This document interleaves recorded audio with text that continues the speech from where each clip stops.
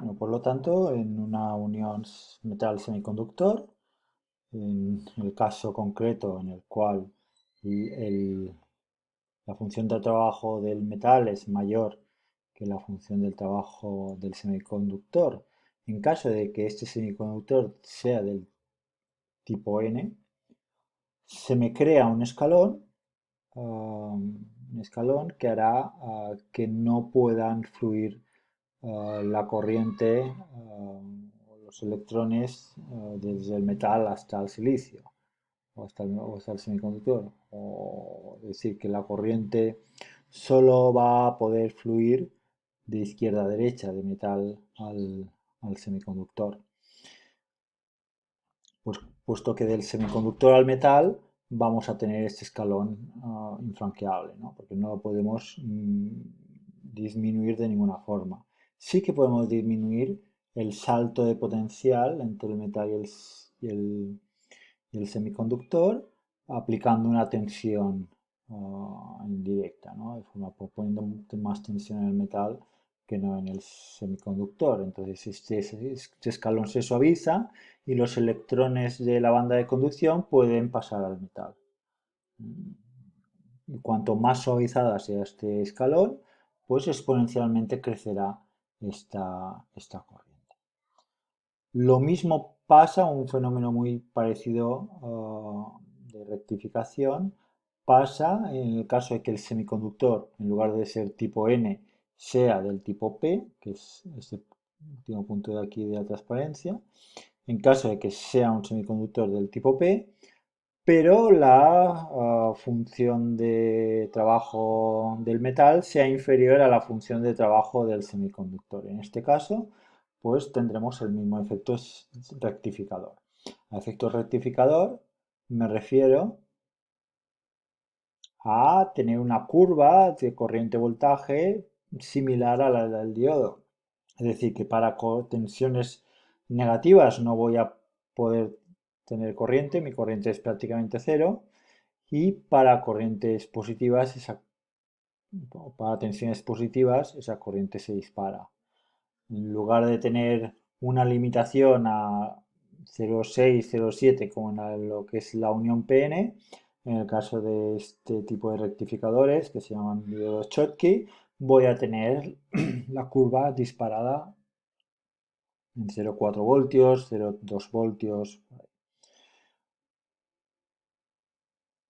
Por lo tanto, para estos casos en los cuales se me crea zona de vaciamiento, se me crea un escalón que impide que la corriente fluya de ninguna forma, en este caso del metal del semiconductor al metal, no puede fluir corriente, pues yo tendré ese efecto rectificador.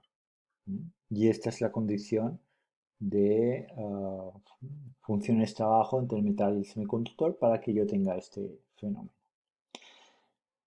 En el caso contrario, en el caso en que si yo tenga un semiconductor tipo N y una función de trabajo del semiconductor mayor que la del metal, pues voy a tener lo que se conoce como una conexión óhmica, una unión, un contacto óhmico. En lugar de tener zona de vaciamiento, tenemos justo lo contrario, tenemos una zona de acumulación de electrones en la unión. Es decir, el semiconductor tipo N, que ya de por sí es bastante conductivo al haberlo dopado con ese tipo de impurezas, pues justo cerca de la unión se vuelve más N por todavía. Es decir, se crea una acumulación de portadores mayoritarios. Fijaros, eso se nota o se ve viendo que el campo, la energía de Fermi está cada vez más cercana a la energía de la banda de conducción. Por tanto, aquí es mucho más N, el semiconductor aquí en la unión es mucho más N que lejos de la unión.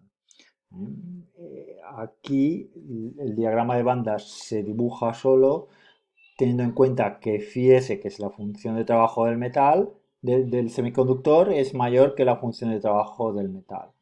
Y que la E sub 0, que es la energía del electrón libre, es una función continua.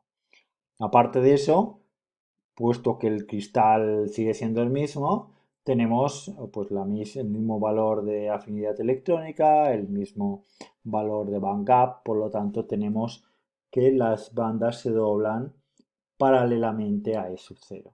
Y E sub 0 se dobla porque yo tengo una continuidad en esa energía límite a partir del cual tenemos el electrón que puede pasar a ser libre.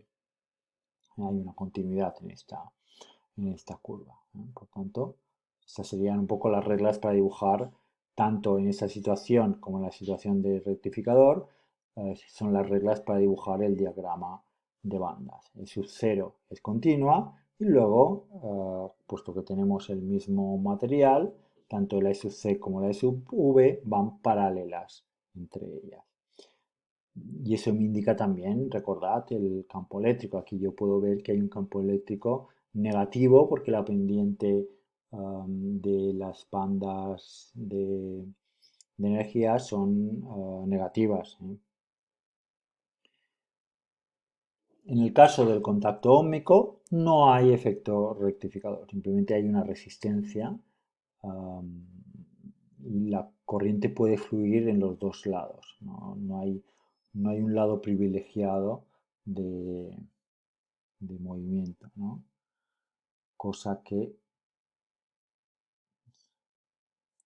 ¿no? Aquí veríamos en esta gráfica, veríamos la diferencia entre una unión metal semiconductor tipo Schottky, que comentábamos que a partir de un determinado tensión se me dispara, ¿no? El típico efecto rectificador, corriente cero hasta que pues, nos acercamos a la tensión de limitación y se nos dispara la corriente, y el contacto óhmico, que es simplemente una línea recta perteneciente al que es característico de una resistencia.